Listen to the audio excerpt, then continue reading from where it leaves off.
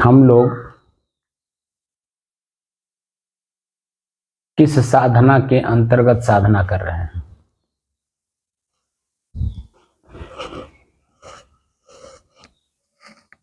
सहज साधना के अंतर्गत।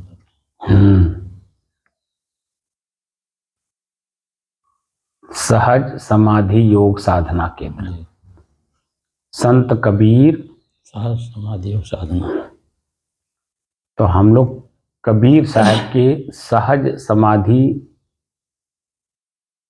योग साधना के अंतर्गत साधना कर रहे हैं। तो जो संत कबीर सहज समाधि योग साधना शब्द है, इसकी व्याख्या मैंने बताया था, वो कुछ समझ में आ रहा है?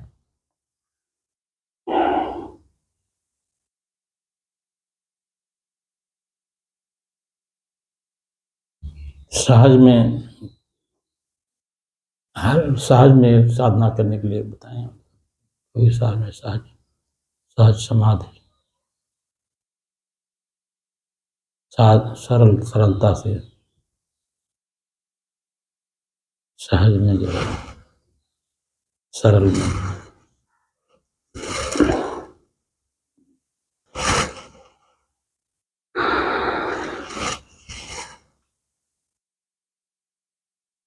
ठीक हो गया।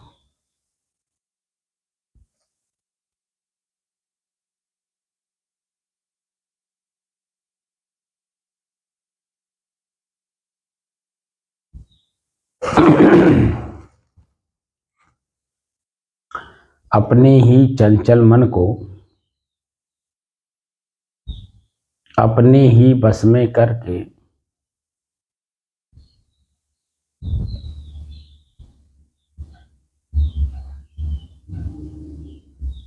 एकाग्रता, स्थिरता एवं शांति का अनुभव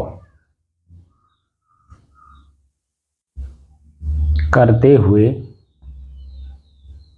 स्वयं की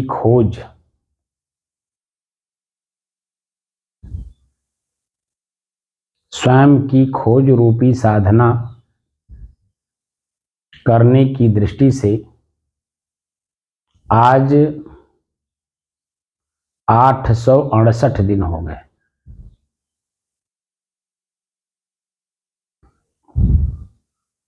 दो घंटे के अभ्यास से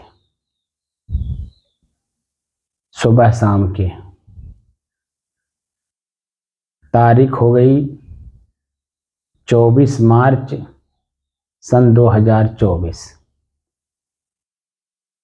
दिन रविवार, प्रातः काल का समय। वर्तमान में प्रसंग चल रहा है स्वयं की खोज। ठीक है ना जी।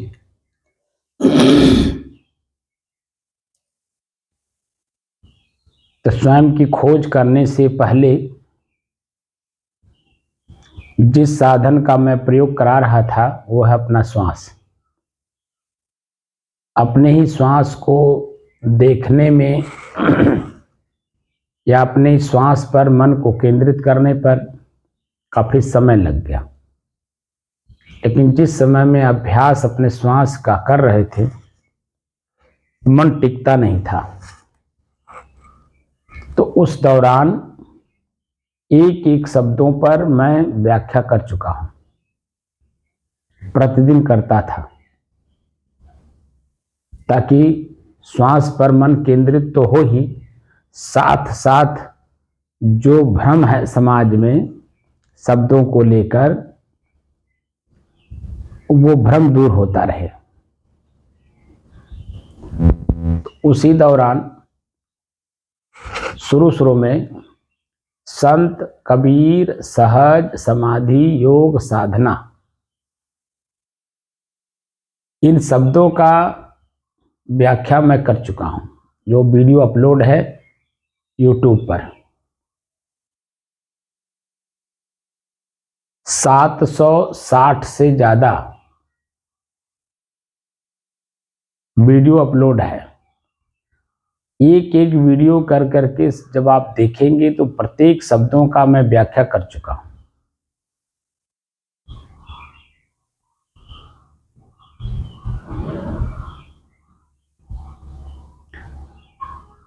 तो जो साधना है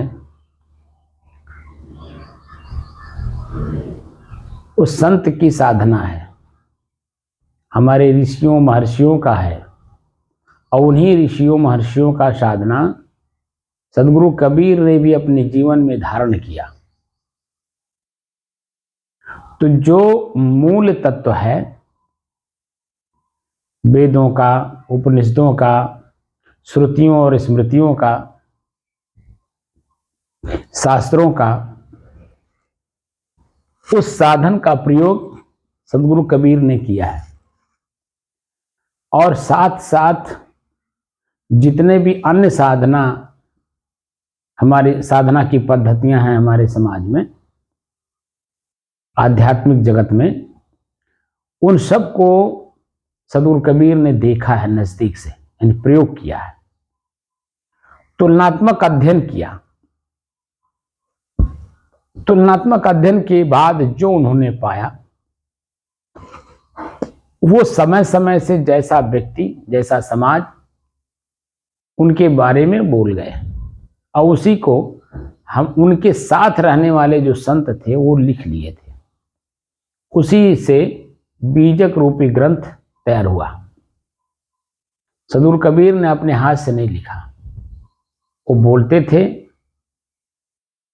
खजड़ी पर गा करके लोगों को चेताते थे, तो उनके साथ रहने वाले जो संत थे वो लिख लिए थे।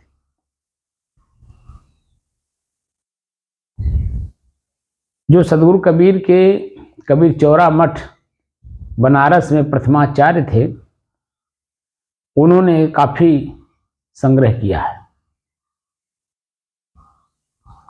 जो पहले जो प्रथमाचार्य हैं कबीर साहब के बाद, हमारे कबीर चौरा के, उनके कबीर साहब के संपर्क में आने से पहले जो उनके साथ संत रहते थे, जो लिख चुके थे, उसको भी उन्होंने संग्रह किया। और जब कबीर साहब के संपर्क में जो प्रथमाचार्य हैं वो जब आए, तो भी अपने आप में बहुत बड़ी हस्ती थे आध्यात्म जगत के। वो जब सदगुरु कबीर के संपर्क में आए, तब से लेकर के और कबीर साहब के न रहने तक, यानी प्रथमाचार्य बनने तक, जितने भी सदगुरु कबीर के वाक्य सदगुरु कबीर बोलते थे वह वो लिखते रहते थे, क्योंकि बड़ी कीमती होती है शब्द संत की, मिलती नहीं है, बहुत कूड़ होती है, और इस बात को वो समझते थे। तो उसी से बीजक ग्रंथ तैयार हुआ। 2283 वचन है बीजक में, और सब गूढ़ता से भरा हुआ है। लोग कहते हैं कबीर उलटवासी बोले हैं, उलटवासी नहीं, वो एकदम साफ साफ बोल गए हैं। हमारी बुद्धि स्वयं उल्टी है, इसलिए हमको लगता है वो उल्टा है। बात समझ रहे हैं कि नहीं? जी जी। जिस साधना के अंतर्गत हम लोग साधना कर रहे हैं वह है संत कबीर सहज समाधि योग साधना। अब इसकी जो व्याख्या मैंने आपको बताई थी, संत का मतलब होता है जो जीव या जो चेतन अपने ही शरीर, मन, इंद्रिय को अपने बस में करके और स्वतः एकदम शांत स्वरूप में हो। जो उसका स्वरूप है जीव का, वो शांत स्वरूप ही तो है जी। तो अपने शांत स्वरूप में वो स्थित रहे 24 घंटा, उसे संत कहते हैं। ये तो बताया था मैं, जी जी। और कुछ बताया था? नहीं, ठीक है। कबीर का मतलब मैंने बताया था, काया बीर कबीर। कबीर,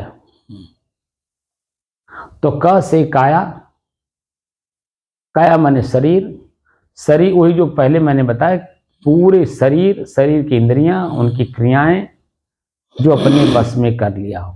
काया माने, वीर माने जीतना होता है, जो अपने ही शरीर के अंगों को अपने बस में करने में लगा हो या कर लिया हो। वो कबीर, और वही महान बनता है। कहीं भी आप देख लीजिए, हमारे बैरागी महात्मा को ले लीजिए, उदासी महात्मा को ले लीजिए, माने सनातन धर्म के किसी भी व्यक्ति को ले लीजिए, सनातन में ही सभी लोग आते हैं जो सदैव रहने वाला है, क्योंकि मनुष्य सदैव रहने वाला है।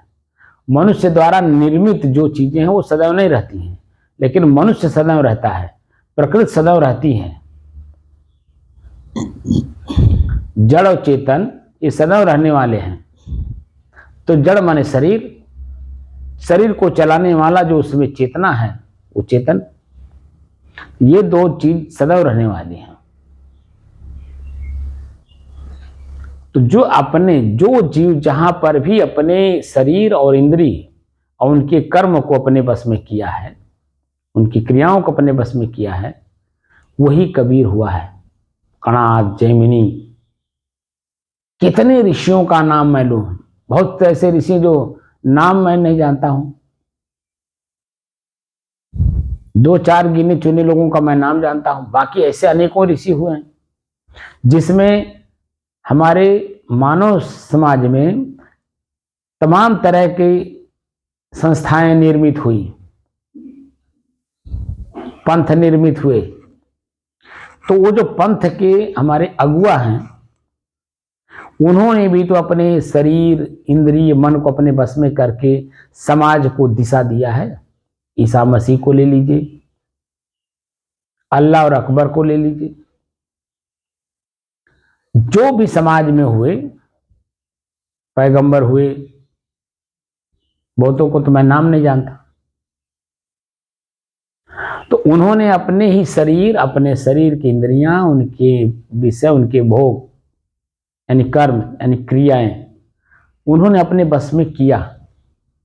तो उनके साथ या उनके समय में जो उनके साथ में लोग मिले, उनसे उनके चरित्र को देख करके प्रभावित हुए और उनकी बातों को माना लोगों ने।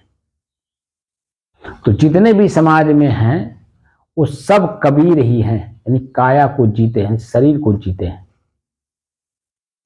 तो संत कबीर जो शरीर को जीतता हो, शरीर की इंद्रियां, उनके विषय भोग, और सहज में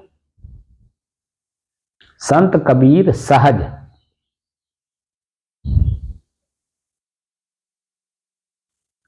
सहज का मतलब सरल, स्वाभाविक रूप से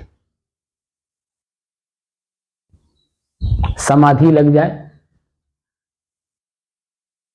और समाधि की जो व्याख्या हमने बताई, सम धन आदि, सम माने बराबर, आदि माने सुख और दुख।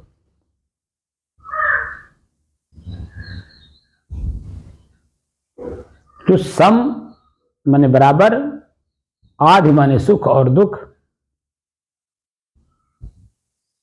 जो अनुभूति हो रही है उस सहज में कैसे, वो जो मध्य की स्थिति है जो दोनों को देखने वाला है, उसे कैसे अपने से अपने आप को उस लेवल पे ले जाया जाए।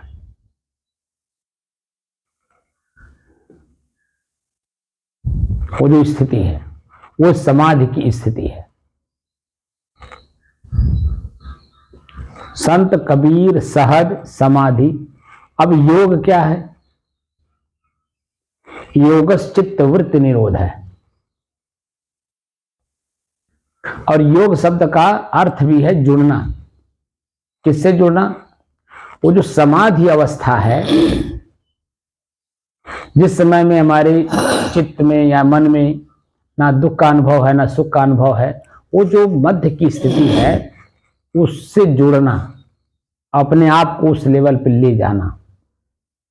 तो ले कैसे जाएंगे? चित्त वृत्ति निरोध है, यानी मन में जो विकारें हैं सुख दुख का, अच्छा या बुराई, दोनों त्याग किए बिना, निरोध मतलब होता है निराई करना, यानी दोनों को साफ किए बिना वो मध्य की स्थिति नहीं आती।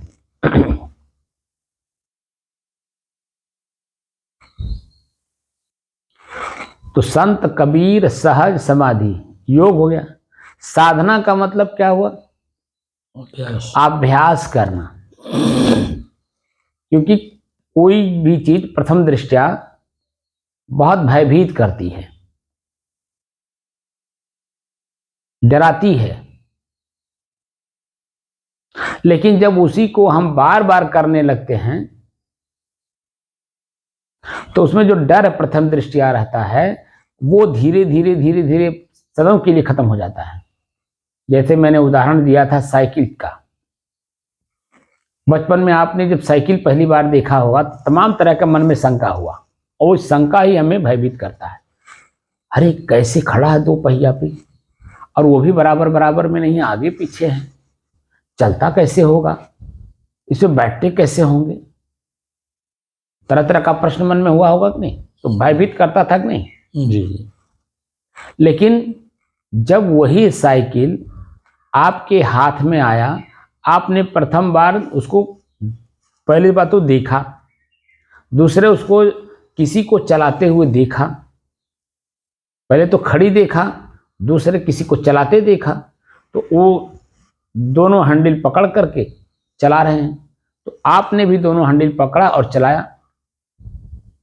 तो आप हैं छोटे, साइकिल है बड़ी, तो एक साइकिल का मतलब एक हैंडल और एक जो उसका पाइप, वो क्या बोलते हैं इसको, फ्रेम, गद्दी नहीं गद्दी भी, हाँ गद्दी पकड़ करके, एक हैंडल और एक गद्दी ऐसे पकड़ के चला जाता था। कहीं तो, चीज इसको कहते हैं। नहीं, तो उसको खाली ढुगराया गया।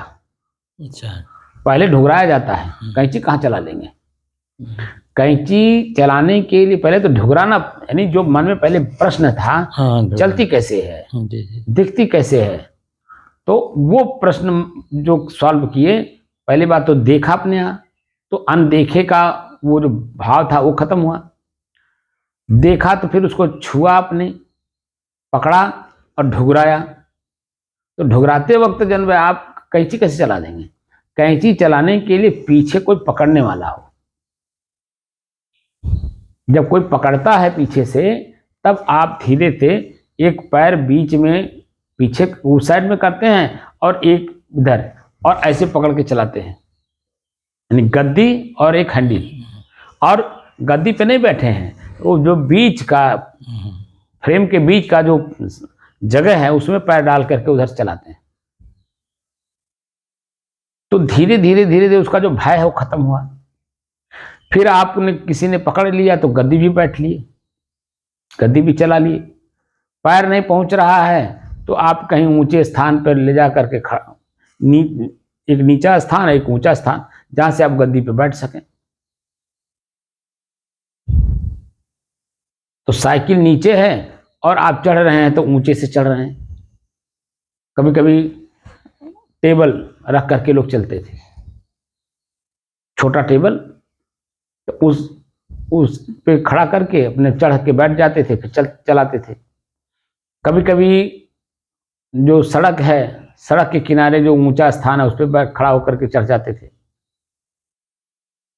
तरह तरह की चीजों का प्रयोग किया आपने, और वही साइकिल जब चलाना सीख गए तो जो प्रथम दृष्टया मन का भय था वो खत्म हुआ कि नहीं?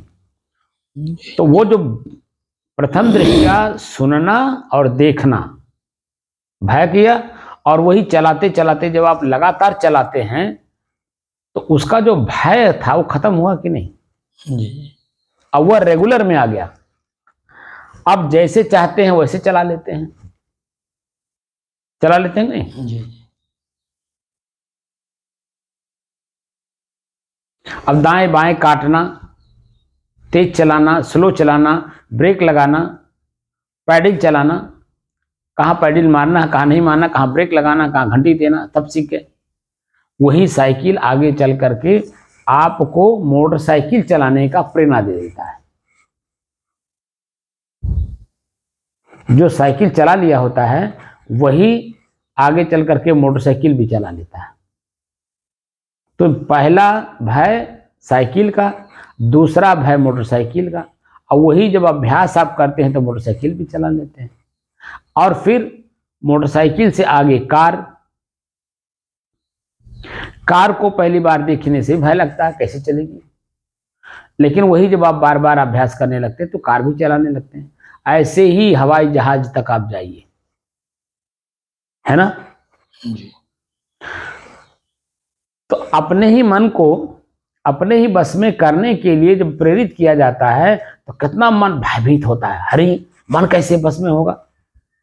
जैसे गीता में लिखा है, जब भगवान कृष्ण कहते हैं अर्जुन से कि अर्जुन तुम अपने मन को अपने बस में करो, तो क्या उत्तर देता है वो, अरे हवा के वेग से कई गुना वेग से चलने वाला मन कैसे बस में हो जाएगा। तो उन्होंने कहा ना, अभ्यास और वैराग्य, दो शब्द का प्रयोग किया ना वहां पे। अभ्यास का मतलब होता है बार बार करना,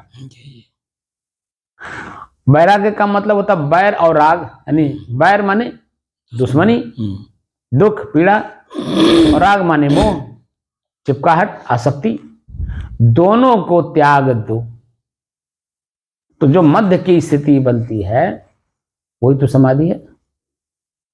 और उसी को जब हमें अभ्यास करके, साधना मतलब अभ्यास करना। जब हम पहली बार शुरुआती दौर में आपको या इस हाल में जितने लोग बैठे थे सबको मैंने एक ही बात कहा था कि अपने श्वास को अपने से अलग होकर के देखो।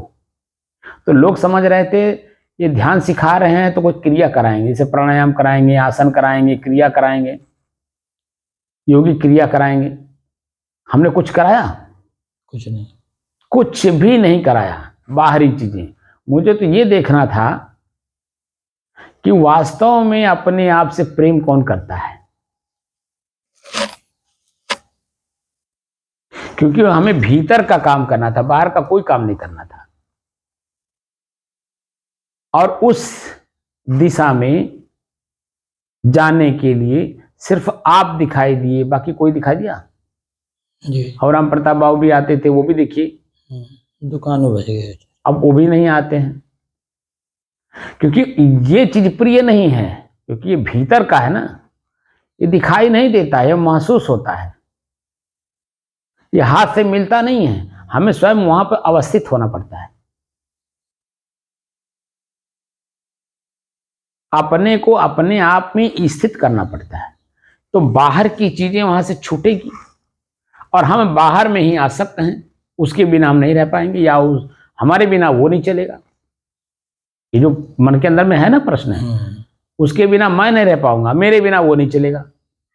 तो ये मन की गति है जो कि सृष्टि में प्रकृति के द्वारा सारे कार्य हो रहे हैं, वह कोई नहीं कर रहा है।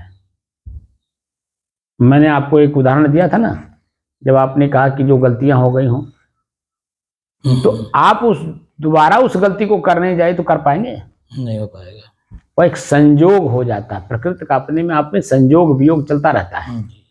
वो एक संजोग था, पूर्व कर्मों का संस्कार था, लेन देन था, उसको आपको करना था, आपने कर दिया, बात खत्म हो गई। तो उसको मन में स्थिर करने की क्या जरूरत है? जी। मन में जो आपने स्थिर कर लिया, बुद्धि में, बुद्धि मतलब जचा लिया कि मेरे से हो गया है, आपने क्या किया जरा बताइए। अब दोबारा करके दिखाइए, तब न माना जाएगा कि आप किए हैं।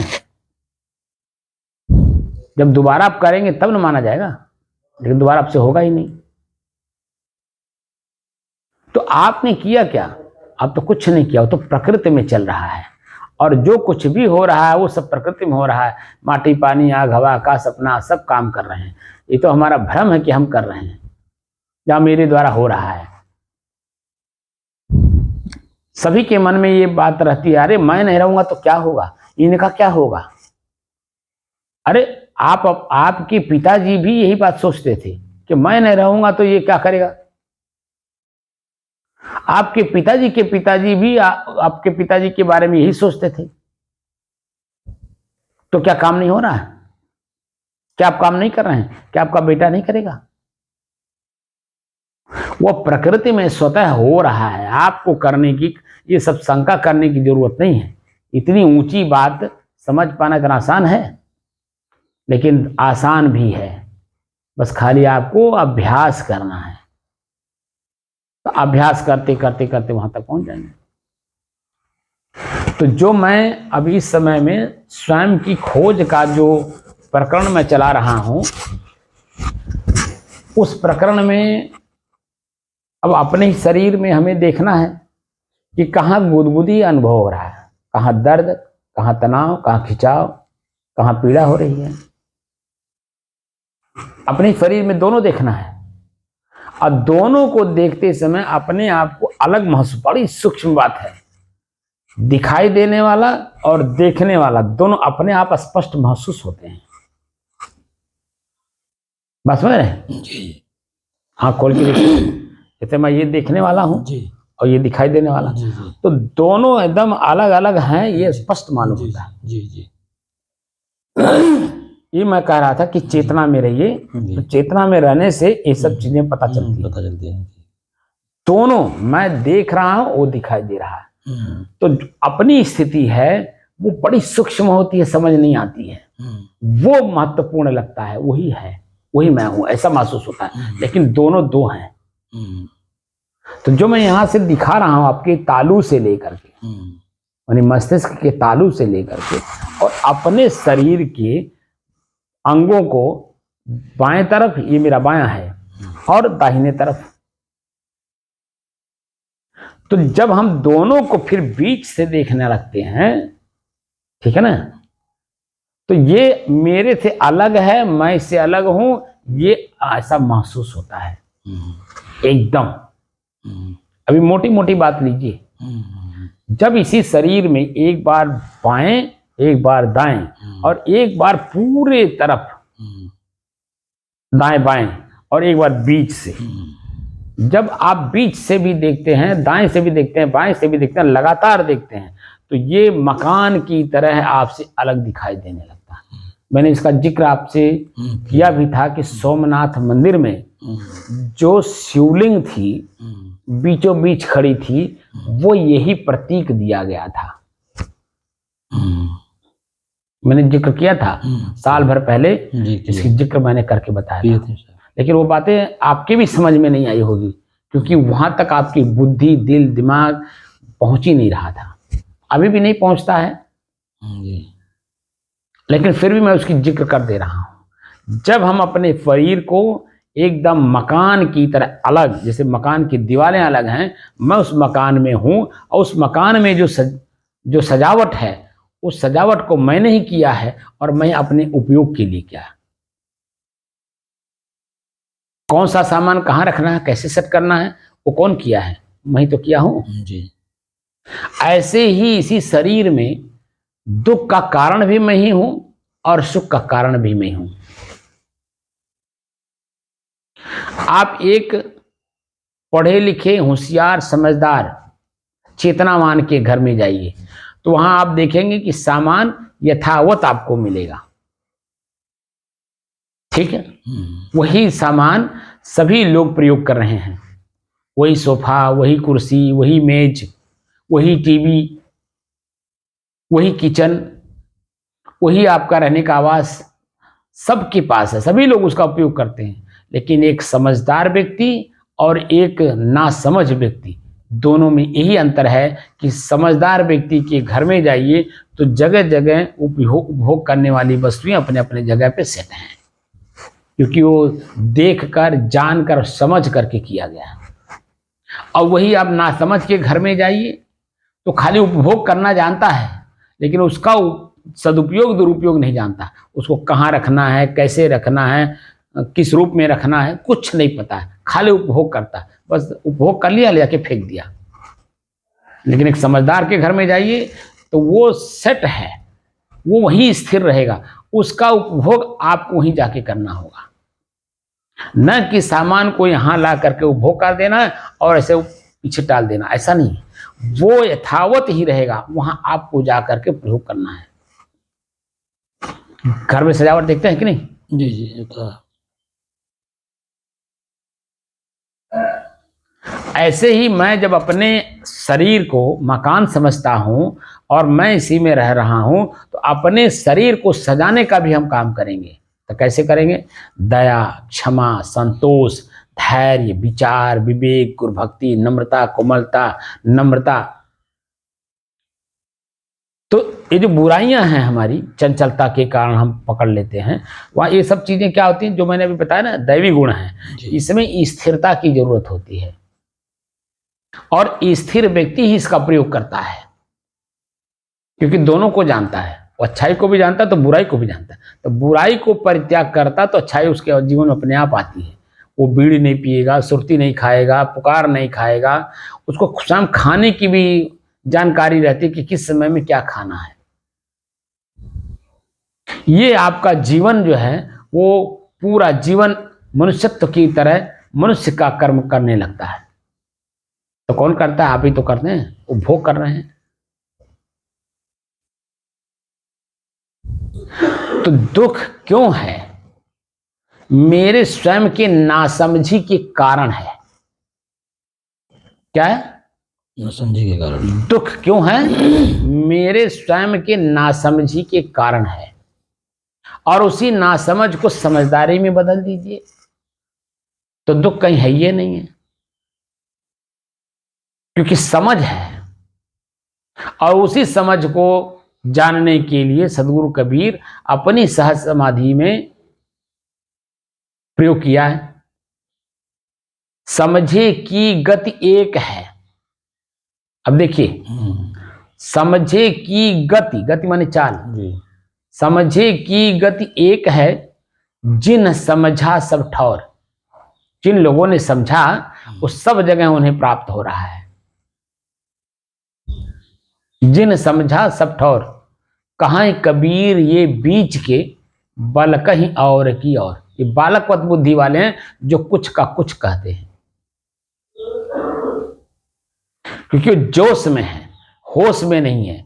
और जब समझदारी आती है, होश होता है, तब तक समय बीत चुका होता है। तो पीड़ा का कारण हम स्वयं बन गए। अपने स्वयं की पीड़ा का कारण हम स्वयं बन गए कि नहीं? जोश में, होश में नहीं है, जोश में है। और वही जब हम होश में रहते हैं, समझ में रहते हैं, तो होश रहती है कि तो किसी भी काम को करने के लिए हम वहां पहले उसे मन में एक संकल्प लेते हैं, यानी उद्देश्य बनाते हैं कि हमें ये करना है। तो उद्देश्य बना करके जब हम अपने मन में मजबूत होते हैं तो परिवार के सभी सदस्यों के पास वो बातें रखी जाती है, सबके विचार लेने के लिए। हम स्वयं अपने आप में पहले मजबूत हो गए, दृढ़ हो गए कि हमें कार्य करना है। लेकिन इसमें जो रुकावटें हैं वो पहले जानना जरूरी है। तो हमारे परिवार के सदस्यों के बीच में रखा जाता है, मैं ये काम करना चाहता हूं, आप लोगों का क्या राय है? तो सभी लोगों के अपने अपने राय वहां प्रकट हो जाते हैं। तो कोई उस आपका समर्थन भी करता है तो कोई आपका विरोध भी करता है। आपके परिवार के सदस्य तो करते हैं जी। और उसी कार्य को जब आप करने लगते हैं दृढ़ मजबूती के साथ, तो जो विरोध किया वो भी आपका समर्थन करने लगता है, क्योंकि उसमें अच्छाई सामने आने लगी। दूरगामी दृष्टि से आप काम कर रहे हैं ना, क्योंकि टटोल के काम कर रहे हैं। दूरगामी दृष्टि जो की जाती है वो टटोला जाता है, देखा जाता है, समझा जाता है। तो क्या हमने उद्देश्य बनाया, लक्ष्य, अंग्रेजी में टारगेट, हमारा टारगेट क्या, हमारा लक्ष्य क्या है, और हम उसी लक्ष्य को पाने के लिए कितने दिन में होगा, कैसे होगा, किस रूप में होगा, कितना खर्च होगा, कितना समय लगेगा, ये सब मन में पूर्ण रूप से मजबूती के साथ करके तब हम आगे बढ़ते हैं। उसको कहते हैं धैर्य स्थिति। और वो स्थिति जब हमारी बनती है तो हमें जब वो जिस लक्ष्य को लेकर के चल रहे हैं वो लक्ष्य अभी दूर है, लेकिन जब हम चलते हैं तो भूख, प्यास, नींद, आलस, ठंडी, गर्मी, बरसात, मान, अपमान, सब कुछ सहन करने की क्षमता बढ़ जाती है। क्योंकि जो लोग जो हमारे साथ सदव्यवहार या दुर्व्यवहार कर रहे हैं, सदव्यवहार करने वाला कुछ तो समझ रहा है, इसलिए आपका समर्थन करता है जी। लेकिन जो नहीं समझ रहा है तो वो पीड़ा देता है। तो पीड़ा को भी दरकिनार करके हमें अपने आगे बढ़ने के लिए सक्षमता हमारी बढ़ जाती है, क्योंकि लक्ष्य मेरा है, न कि हमारे सदस्य का है, न कि किसी और का है। क्योंकि वो विरोध इसलिए कर रहा है कि वो आपके लक्ष्य के बारे में जानता ही नहीं है। वो तो आपकी क्रियाओं को देख रहा है तो आपका विरोध कर रहा है, या आप बोलते हैं तो विरोध करता है, क्योंकि उसे नहीं पता है, क्योंकि उसका लक्ष्य नहीं है वो। उसने कभी लक्ष्य बना करके काम ही नहीं किया, इसलिए विरोध करेगा ही। तो लक्ष्य बना करके जब काम की जाती है, उसमें जो रुकावटें आती हैं तो रुकावटें भी आपका समर्थन करने लगती हैं, क्योंकि आप एकदम अपने लक्ष्य पर दृढ़ है, मजबूत है, और आपको चलना है। कोई चले ना चले कोई फर्क नहीं पड़ता है, कोई परवाह नहीं करते, तब आप आगे बढ़ के काम करते हैं। और वही जब आपको लक्ष्य मिल जाता है तब क्या होता है, तो जो समर्थन किया हो तो लाभ लेगा ही, क्योंकि उसको लाभ आपको देना है, क्योंकि उसने आपका समर्थन किया है। लेकिन जो समर्थन नहीं किया है उसको भी मिलेगा लाभ, वह भी जो है आपका समर्थन करने लगता है, तो कहता है अरे भैया हम ना ही जानता रही कि इतना ऊंचा आपका लक्ष्य है, हमसे गलती हो गई है, क्षमा करिएगा। क्योंकि उसे नहीं मालूम कि आपका लक्ष्य क्या है। तो ये जो लक्ष्य हम लोग लेके चल रहे हैं, यह है वासना निवृत्ति का लक्ष्य। हम अपने आप को हल्का करना चाहते हैं, और हमने अनेकों जन्मों से वासना का भोग भोग करके हम अपने बोझा लादे चले गए हैं। अब उस बोझ को कैसे हल्का करें, इसी के लिए हम लोग साधना कर रहे हैं, यानी बार बार अभ्यास कर रहे हैं कि कैसे अपने आप को हल्का करें। मैंने जो साइकिल का उदाहरण दिया, वो पहली बार जब सुनते हैं तो बड़ा भय होता, साइकिल साइकिल क्या होती है? तो ये होती है कि उस पर बैठ के सवारी, आप कहीं जाना चाहते हैं तो बड़े आराम से पहुंच जाएंगे। जो आपको 2 दिन लगेगा जहाँ पहुंचने में पैदल, वहाँ आप 4 घंटे में पहुंच जाएंगे। वो सवारी है बैठ करके। तो कैसे भैया? तो मन में तरह तरह का शंका होता नहीं, तो देखता है, फिर पकड़ता है, फिर चलता है, फिर अभ्यास करता है, फिर वही उसके लिए सरल हो जाता है। यही चीजें यहाँ भी है। हम जब पहली बार बोलते हैं तो बोलने के बाद आप लोग जो सुनते हैं तो मन में तरह तरह के प्रश्न आपके जागृत होते हैं, ये क्या नया चीज दे रहे हैं। और जब मैं बार बार बोल रहा हूँ तो ये बार बार एक ही बात ही बोलते हैं, दूसरा कुछ बोलते ही नहीं, दूसरा कुछ अभ्यास नहीं कराते। कोई नया चीज बताइए। अरे भाई, जो पहले आप अभ्यास कर रहे हो उसको रेगुलर करके एकदम सामान्य बना लीजिए, हल्का कर लीजिए कि वह भारीपन ना लगे, तब आगे बढ़िए। तो श्वास की गति को हमने दिखा, तो श्वास पे मन कभी टिकता ही नहीं जल्दी, क्योंकि मन भ्रमित है, यहाँ वहाँ, ये वो, ऐसा वैसा, ये स्थान वो स्थान, ये आदमी वो आदमी, इन्होंने ऐसा कह दिया, उन्होंने ऐसा कह दिया, उन्होंने बड़े प्रेम से बताया, उन्होंने बड़े प्रेम से बोला, वो तो बड़ी कोमल आवाज है उसकी। अब उसी में उलझ गए, हम अपने तक जा ही नहीं रहे। तो ये मनोवृत्तियां हमारी चारों दिशाओं में जो घूम रही हैं, उसको तो पहले एकाग्र करें। एकाग्र का मतलब होता है अंत में एक धन अग्र, अंत में अकेला एक रह जाना। तो मन ही हमारा अकेला बचता है, बाद में पश्चाताप भी कराता है, क्योंकि देखकर, जानकर, समझकर काम नहीं कर रहा है, और अपना एक लक्ष्य बना के काम नहीं कर रहा है, तो मन भयभीत होगा ही। और अपने अलावा अन्य लोग जो आपको नहीं समझते हैं या आपका जो विरोध करते हैं, तो वो दुश्मन मान लेते हैं आप, क्योंकि दुश्मन नहीं है, वह भी कुछ आईना दिखाता है, उसमें भी कुछ है, उसको भी आप टटोल लीजिए, क्योंकि जानकारी नहीं है। तो आगे बढ़ते चलिए, आगे बढ़ते जाइए, क्योंकि लक्ष्य बना के काम करिए। तो लक्ष्य हमारा क्या है? एक शब्द है मोक्ष, इन है जी। तो मोक्ष का मतलब क्या हुआ? मोह का क्षय। मोह हमारा जो है वो क्षय माने नाश कैसे हो, आसक्ति कैसे टूटे, जिसके बिना मैं नहीं रह पा रहा वो कैसे अपने, उसके बिना भी हम रहने की कला सीख लें।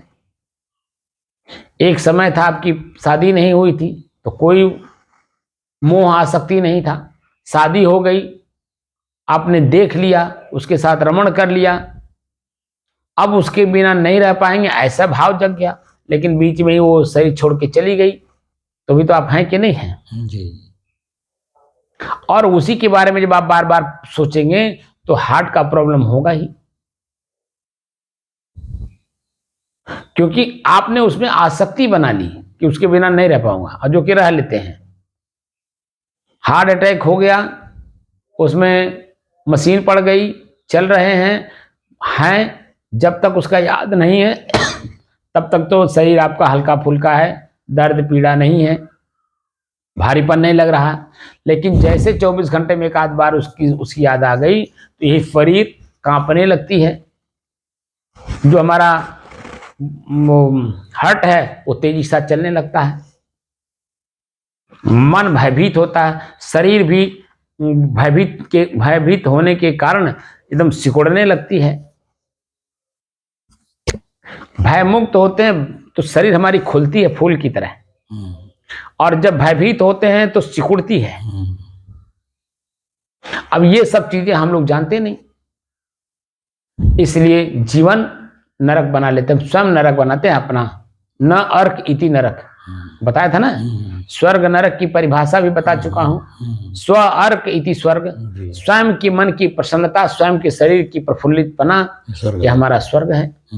और नरक न अर्क इति नरक, जहां पर स्वयं की प्रसन्नता ना हो, शरीर प्रफुल्लित ना हो, आनंदित ना हो, बल्कि भयभीत होता हो, पीड़ित होता हो, दुखी होता हो, तो वही नरक है।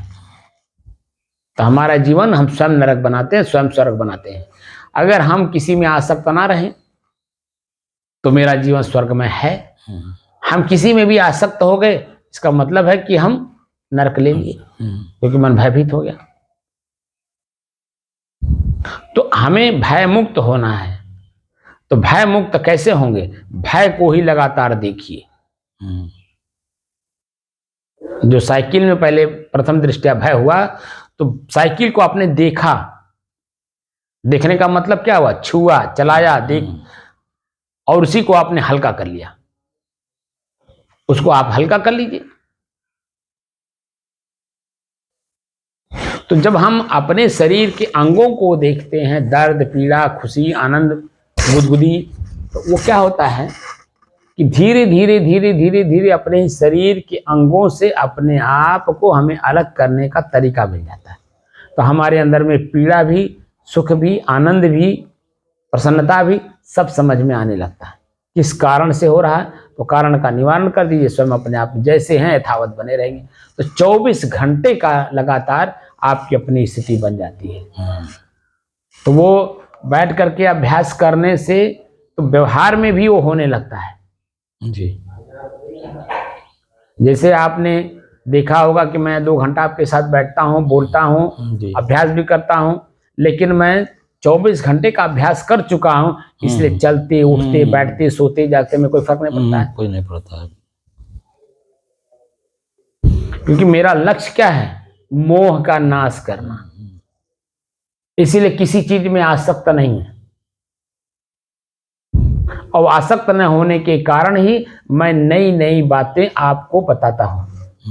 अगर मैं किसी एक में आसक्त होता, किसी एक चीज में,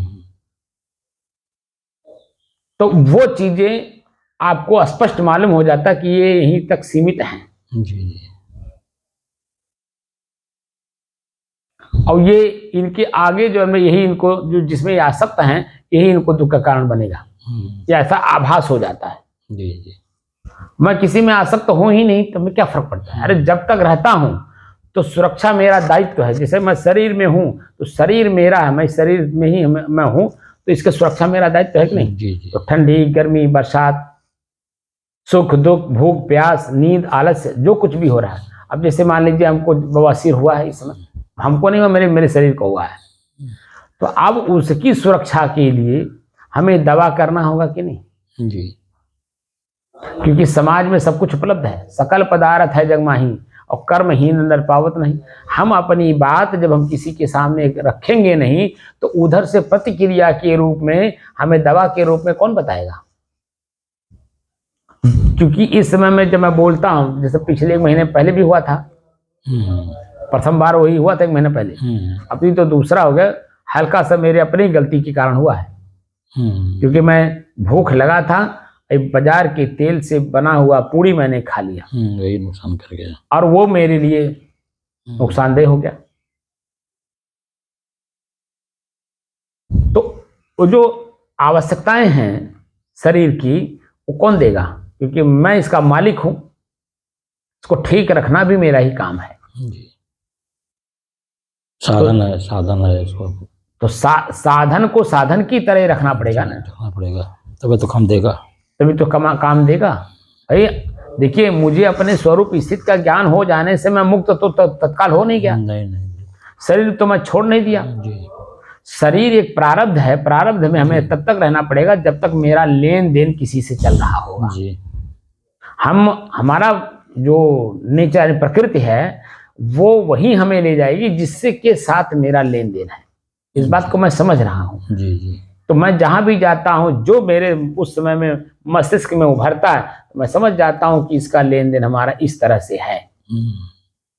अब वो उसको मैं देख करके अपने आप को हल्का कर लेता हूं। वो जब पा जाता तो हमारा पीछा छोड़ देता है, प्रसन्न मुद्रा में चला जाता है। हमारे प्रति जो मैं उसके मन में न दुख होता, न पीड़ा होती है, ना मुझे उस गाली देने का उसको मन करता है, कुछ नहीं। ना बाबा के जगह बबुआ भी नहीं बोलता है, साधु के जगह पर सदुइया भी नहीं बोलता है, क्योंकि मुझे मालूम है वो उसकी इच्छा जब तक पूरी नहीं होगी, उसकी इच्छा पूर्ति में ही मेरे भावों को बदलेगा। अगर इच्छा पूर्ति हो गई तो भाव उसका यथावत बना रहेगा, मर्यादा में रहेगा, सामाजिक एक प्रक्रिया में रहेगा। लेकिन उसकी इच्छा पूरी हमसे नहीं हुई तो उल्टा सीधा कहेगा, तो वो नहीं देखेगा, कुछ नहीं देखेगा, तब तुरंत वहीं बोल बैठेगा। तो साधु के नाम पे कलंक है, ये साधु हैं, अरे ये तो खाली कपड़ा चोला पहनने हैं। तरह तरह के भाषाएं बदल जाती हैं। तो जो स्वरूप स्थिति है वो स्थिरता खोजती है, स्थिरता।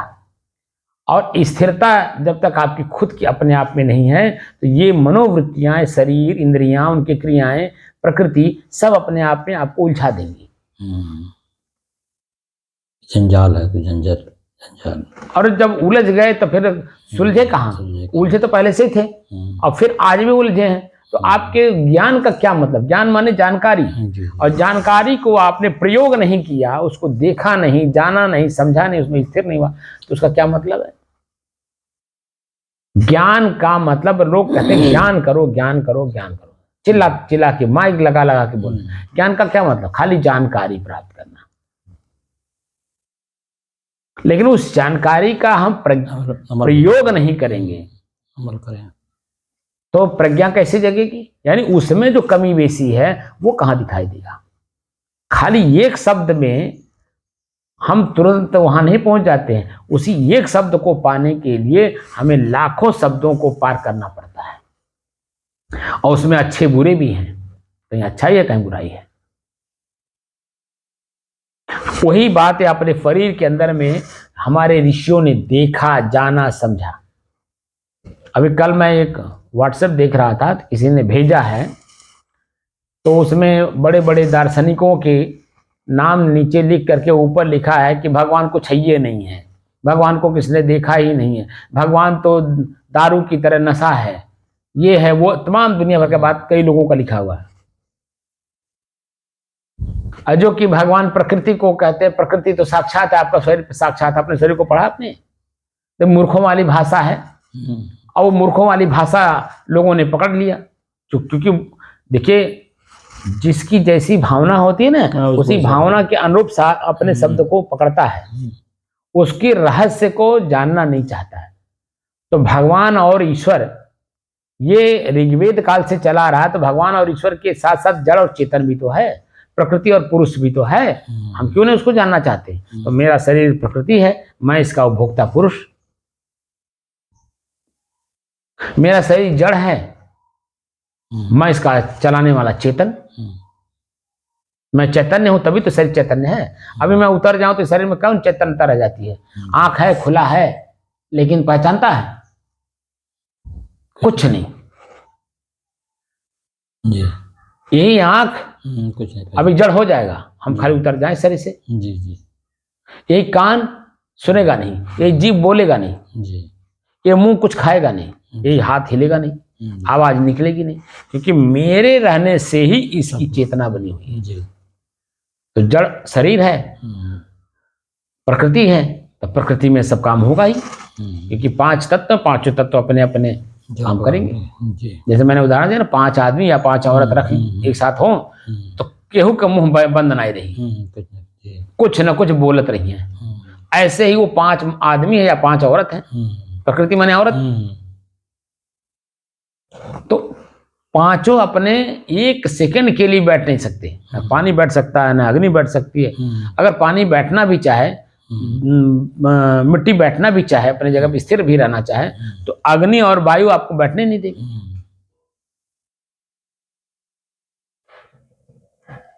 और सारा काम होगा आकाश में, क्योंकि खाली जगह में ही सब कुछ होगा। खाली जगह ही आकाश है।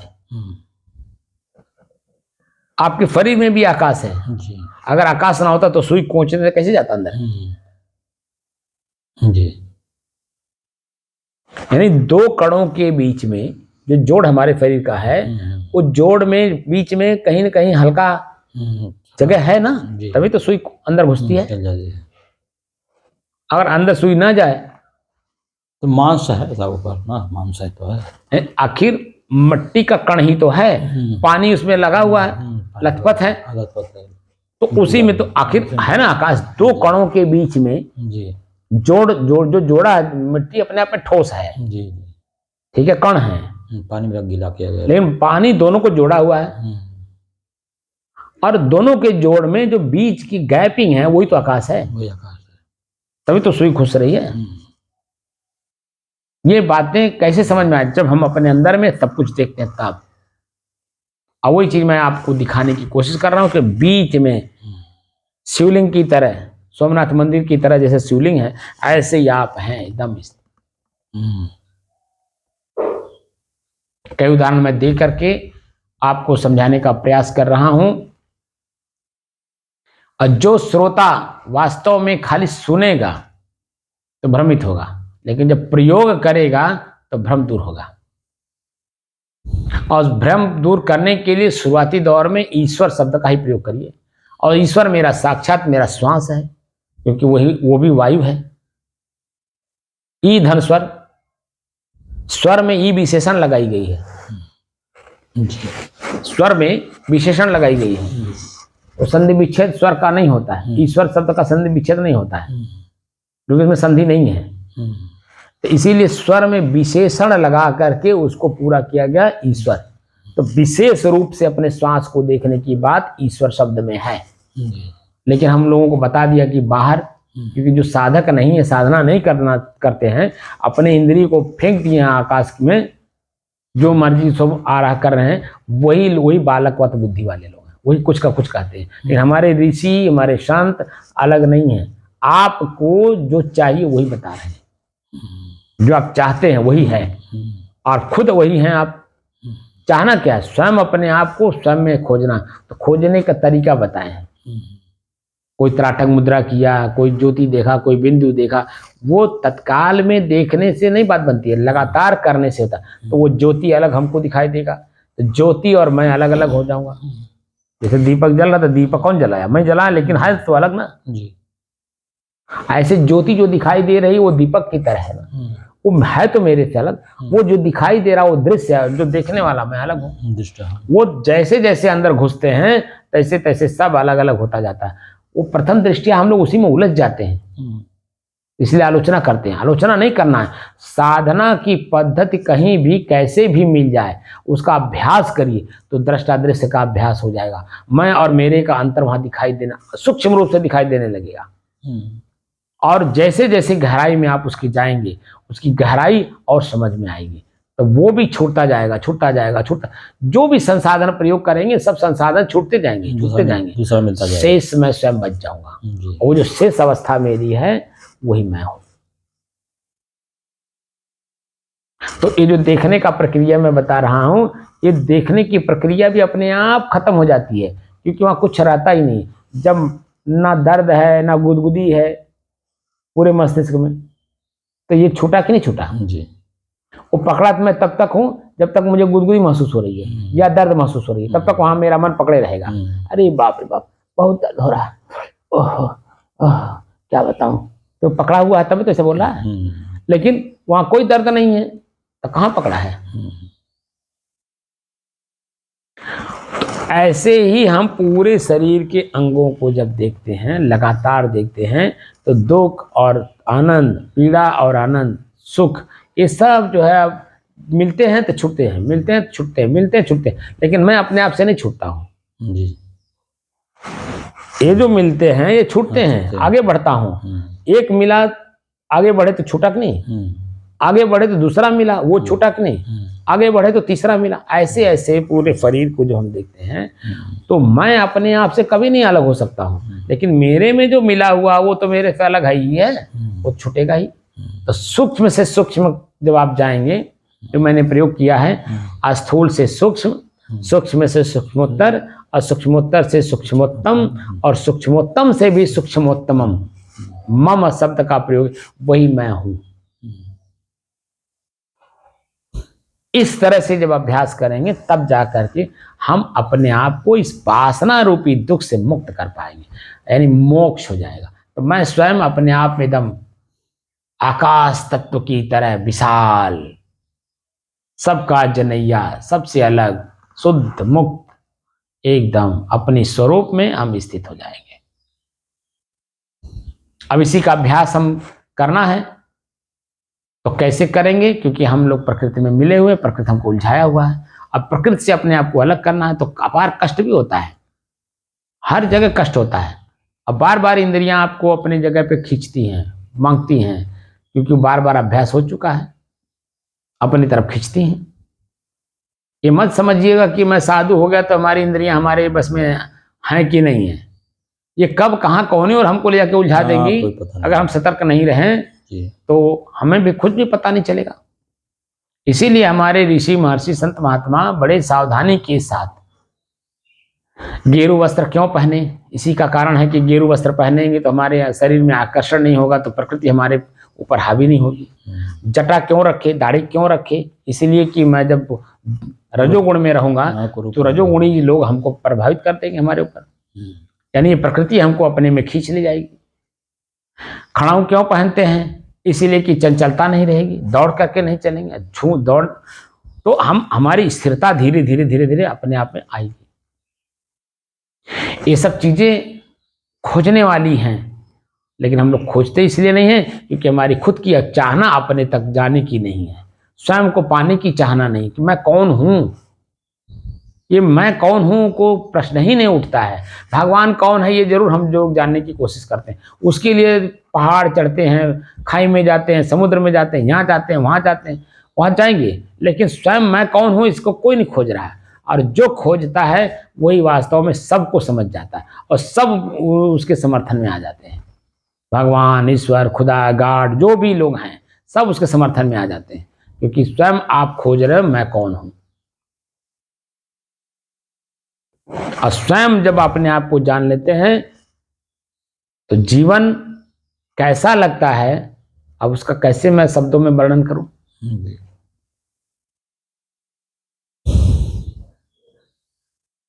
नींद की परिभाषा आप शब्दों में बता पाएंगे ना, क्योंकि वहां न शरीर का ज्ञान है, न शरीर के इंद्रियों का कोई ज्ञान है, क्योंकि मैं हूं भी उस शरीर में, लेकिन शरीर में नहीं हूं।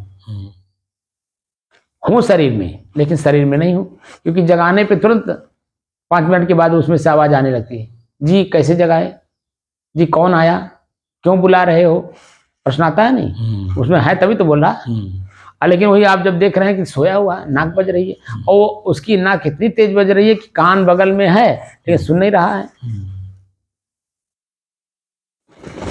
अपने नाक के बगल में कितना, 4 8 अंगुर के बीच में तो है, और कान सुन नहीं रहा, क्योंकि सुनने वाला नहीं है उसमें, और ये प्रक्रिया अपने आप में चल रही है। ये प्रकृति में प्रक्रिया चल रही है, मेरे में नहीं, मैं इससे अलग हो गया।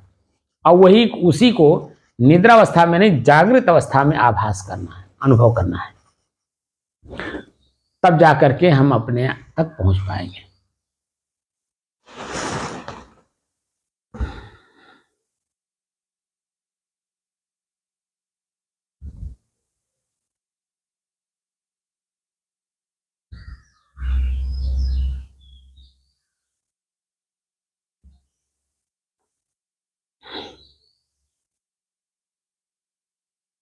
तो समाधि का मतलब समझ गए, हम लोग समाधि में जाना चाहते हैं। पहले सबसे पहले समाधि, जी। सम करें सबको, कोई इंद्रियां हमको प्रभावित ना करें, चाहे आंख हो, चाहे कान हो, चाहे नाक हो, चाहे जीभ हो। जी।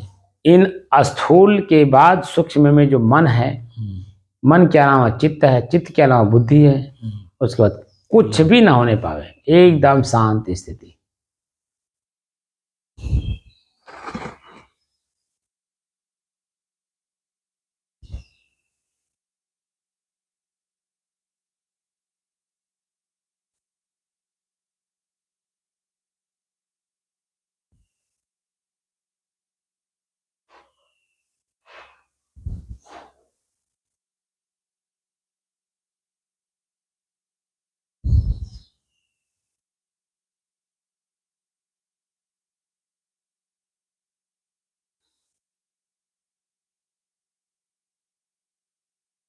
बंद कर दीजिए।